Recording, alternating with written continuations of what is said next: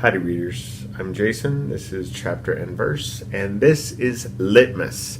And it is time for our second prompt, this being December 15th.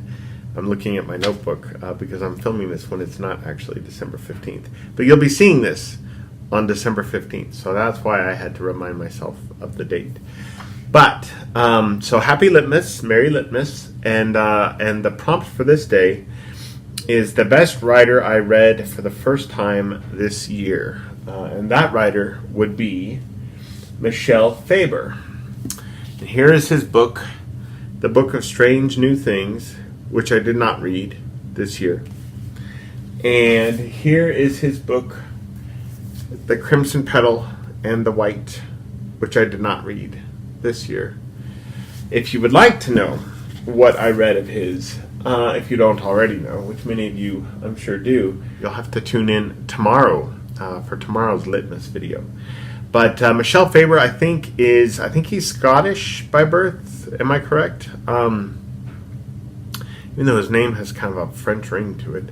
But anyway, yeah, he's a UK author who has also published a book of poetry called Undying, which sounds absolutely heartbreaking and devastating. So the Book of Strange New Things was his most recent novel, and he gave one interview or a series of interviews when he published that book.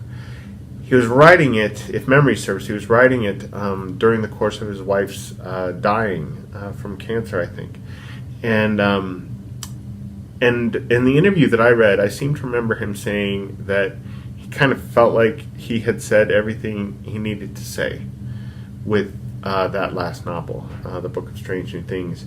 So I hope that's not true. I hope we get another novel from him. I'm so excited that I have these two to read from him still. The Book of Strange New Things, if I remember correctly, is on Mark Nash's top 10 list in his version of the BookTube Top 10s tag.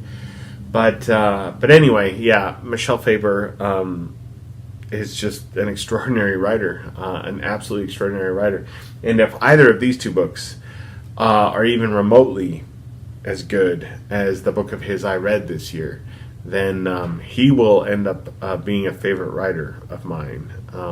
As it stands, the book that I'll be talking about tomorrow in tomorrow's Litmus video, 10 years from now, if I were to redo the BookTube Top 10s project and redo my own video, I could see that book being in the top 10 down the road in my life. But to know what that is, tune in tomorrow, although it's probably not terribly difficult to guess.